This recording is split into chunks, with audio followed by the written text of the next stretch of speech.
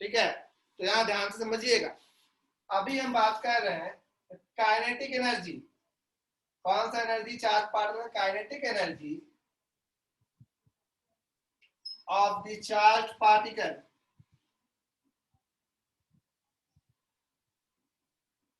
is equal to work done by the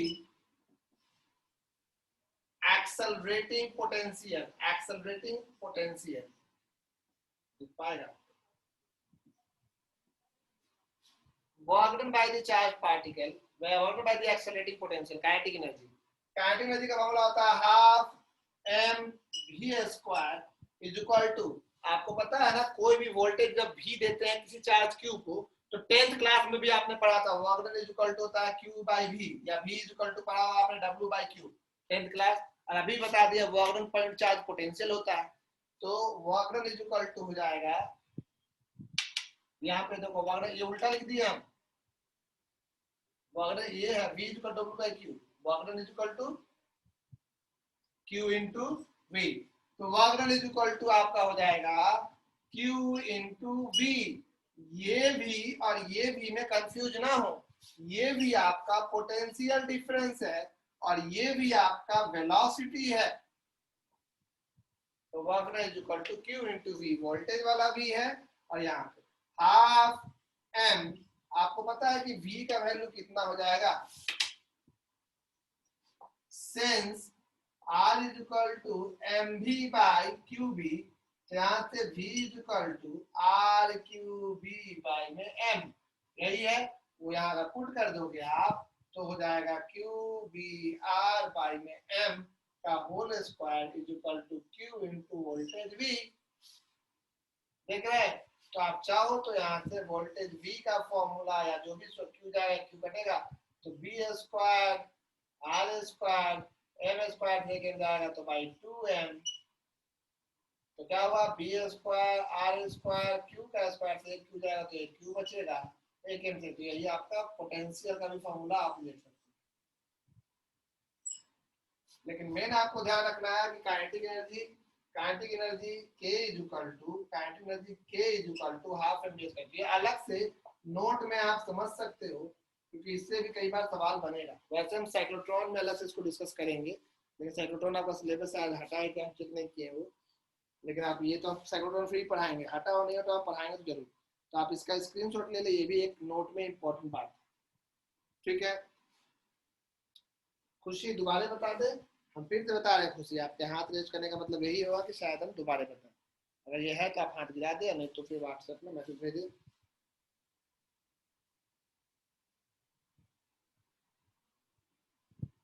हाँ खुशी, sound थोड़ा कम है, हम दोबारा चिल्लाएंगे और क्या। तो काइनेटिक एनर्जी की बात कर रहे थे, तो kinetic energy of the charge particle में, काइनेटिक एनर्जी का मतलब होता है जो वर्क डन हुआ पोटेंशियल डिफरेंस के द्वारा, काइनेटिक एनर्जी होता है half m v square, work done होता है क्यू इंटू वी, मतलब half m v square equal to Q into v, ये भी वेलोसिटी है ये भी पोटेंशियल है। यहाँ से v का वैल्यू निकाल के यहाँ पुट कर दिए, ये मेनली यही फॉर्म याद रखिए ना, आप इतना आगे जाने की भी जरूरत नहीं, मैं ये फॉर्म याद रखिएगा, ये form kinetic energy is equal to half m v square is equal to work done यानी क्यू इंटू वी। ठीक है, अभी तक तो आपने ये देखा कि चार्ज पार्टिकल को जब हम 90 डिग्री के एंगल पे फेंकते हैं तो पाथ सर्कुलर होता है, क्या होगा जब चार्ज पार्टिकल को 90 के बजाय कोई और एंगल पे फेंके, 90 के अलावा पैरेलल को छोड़ के, पैरेलल वाला तो बोल दिए कि उसमें डिफ्लेक्शन ही नहीं होगा। ठीक है, केस 2 करने जा रहे हैं, समझिएगा।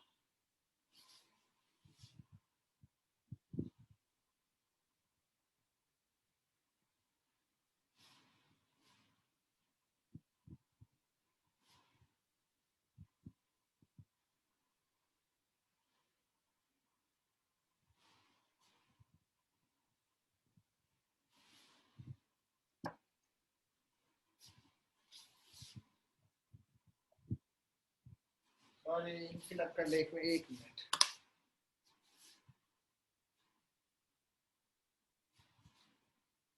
सेकेंड मीटिंग में तो लोग अपने आप कम हो जाते हैं, आप लोग 7-8 लोग ज्यादा नहीं। अभी तो मेन मेन समझने वाला चैप्टर आने ही वाला है, पूरा सेकेंड बुक है, फर्स्ट बुक है, बोर्ड अगले 2 महीने बाद फिर आपका क्लासेस शायद चालू हो जाएगा, सुन रहे हैं हम फिर से, तो सिर्फ जो ऑनलाइन है हम लोग 70 लोग या 80 लोग वही लोग रहेंगे ऑफलाइन में भी। ये हम बार बार दोहराते हैं, ये बात ध्यान रखिएगा। और प्लीज़ सब अपना पेमेंट कंप्लीट कर दें। ये गलत, मतलब जितना होना चाहिए उतना तो आपको जरूर करना चाहिए। आपका फी समझ लीजिए 11th वाले जो इस बार जस्ट ज्वाइन किए वो आपसे ज़्यादा आगे हैं। हम कोचिंग अभी भी नहीं खोले हैं, कोचिंग का पेमेंट रेंट अभी भी कर रहे हैं इतने महीनों से बंद होते हुए भी। तो वो भी नहीं मानने वाले हैं मकान मालिक, तो मांग तो देना ही है हमको, जैसे भी देना है। लेकिन हम आपको पढ़ा रहे हैं और इतना समय भी दिए हैं कि आप समझ लें, समझ लें कब से शुरू किए हुए हैं।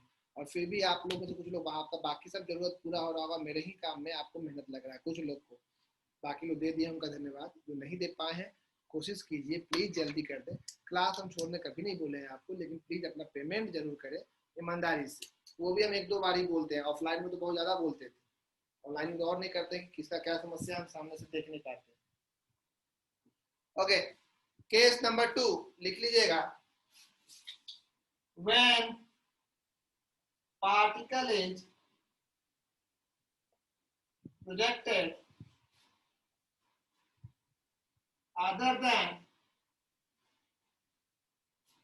90 degree, पूरा लिख रहा था projected at an angle of other than 90 degree with the magnetic field, लेकिन हम शॉर्ट में लिख दिए।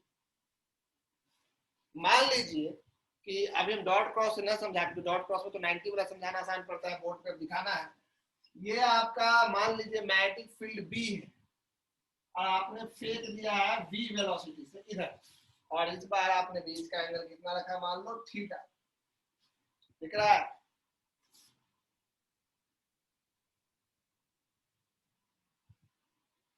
हमने थीटा एंगल से प्रोजेक्ट किया। तो अब क्या होगा कि वेलोसिटी के 2 कंपोनेंट आप तोड़ सकते हो। एक कंपोनेंट इधर टूटेगा v cos थीटा, तो दूसरा इधर टूटेगा v sin थीटा। ये कहलाएगा v पैरेलल कंपोनेंट और ये कहलाएगा v परपेंडिकुलर कंपोनेंट। एक का नाम v पैरेलल इसलिए पड़ा क्योंकि ये मैग्नेटिक फील्ड के पैरेलल है, और एक का नाम v परपेंडिकुलर इसलिए पड़ा क्योंकि वो फील्ड के परपेंडिकुलर है। आपको अब यहाँ वेलोसिटी के 2 हिस्से हैं, यानी इसको अब भूल जाना है, इसको अब भूल जाना है। अब ये और ये वाला हिस्सा आपको देखना है। तो पैरेलल कंपोनेंट आप जानते हैं, कोई भी वेलोसिटी अगर मैग्नेटिक फील्ड के पैरेलल होता है तो उसके द्वारा कोई फोर्स नहीं लगता है, यानी ये वाला वेलोसिटी कोई फोर्स नहीं लगाएगा। तो सिर्फ कौन सा वेलोसिटी फोर्स लगाएगा, परपेंडिकुलर कंपोनेंट ही फोर्स लगाएगा, और वो फोर्स जो होगा उसके चलते अब ये पार्टिकल, ऑब्वियस सी बात है, जब वेलोसिटी परपेंडिकुलर होता है तो पाथ सर्कुलर बनाएगा। तो यहाँ जो भी चार्ज होगा ना उसका पाथ सर्कुलर बनेगा। लेकिन गौर कीजिए आप, सर्कुलर तो है लेकिन ये आगे की ओर बढ़ते क्यों जा रहा है? क्योंकि इधर वेलोसिटी तो है, भले ये वेलोसिटी फोर्स नहीं लगा रहा है, फोर्स नहीं लगा रहा मतलब एक्सीलरेशन 0, कोई फोर्स नहीं, लेकिन ये वाला वेलोसिटी के चलते फोर्स लग रहा है तो सर्कल बन रहा है। लेकिन जब वेलोसिटी तो इधर है ना, तो ये वाला वेलोसिटी धीरे धीरे उसको आगे की ओर बढ़ाते जा रहा है कॉन्स्टेंटली, तो इसीलिए ये सर्कल बनते जा रहा है और धीरे धीरे आगे की ओर बढ़ते जा रहा है, यानी पाथ जो है ये हेलिक्स बन जाएगा।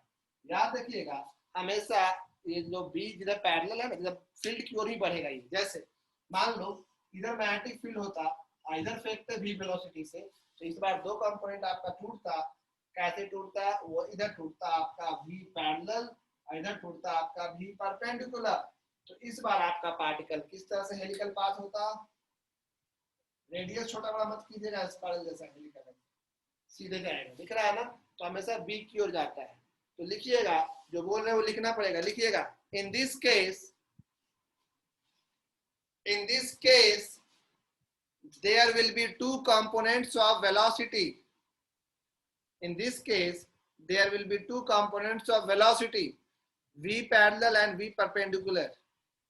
In this case there will be 2 components of velocity. In this case there will be 2 components of velocity. In this case, there will be 2 components of velocity, v parallel and v perpendicular. In this case, there will be 2 components of velocity, v parallel and v perpendicular.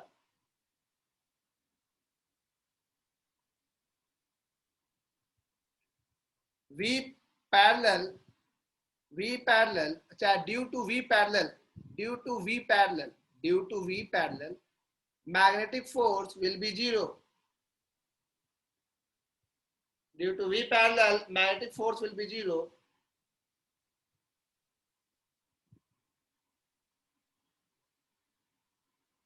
Due to V parallel, magnetic force will be 0. Force will be 0. Full stop. Only V perpendicular will be responsible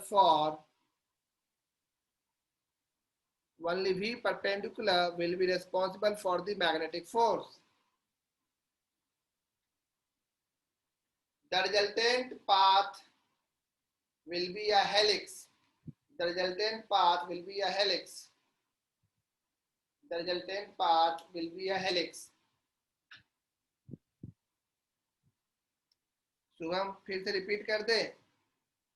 The resultant path will be a helix लिख लो ना. अगर कुछ छूटा भी है तो कोई बात नहीं. डायग्राम दोनों बनेगा. शुभम छूट भी गया तो कोई बात नहीं. मीटिंग रिकॉर्ड कर रहे, हो सकता है मीटिंग आज डाल ही देंगे. हम सोचते हैं कि नहीं डालेंगे, डाल ही देते हैं. किसी का छूटा हो या कुछ हो तो हम डाल देंगे meeting. Resultant path will be a helix. दोनों डायग्राम.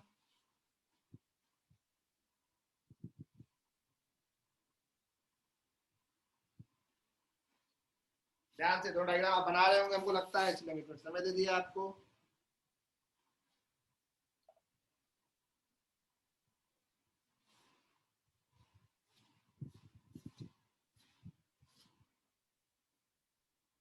और बस 1 या 2 मिनट आपको रुकना होगा.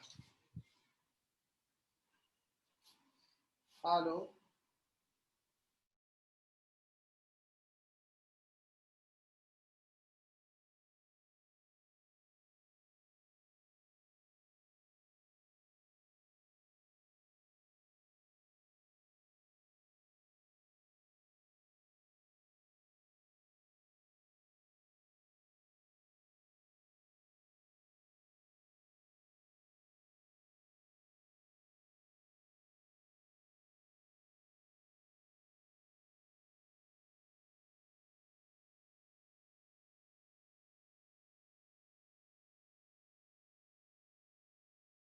क्या अब आप डायग्राम बना चुके हैं. अब इस टॉपिक में एक और थोड़ा सा छोटा डेफिनेशन है. वो थोड़ा सा डेफिनेशन क्या है उसके बारे में बोलने जा रहे हैं. तो कुछ सवाल होगा तो देख लेंगे हम लोग.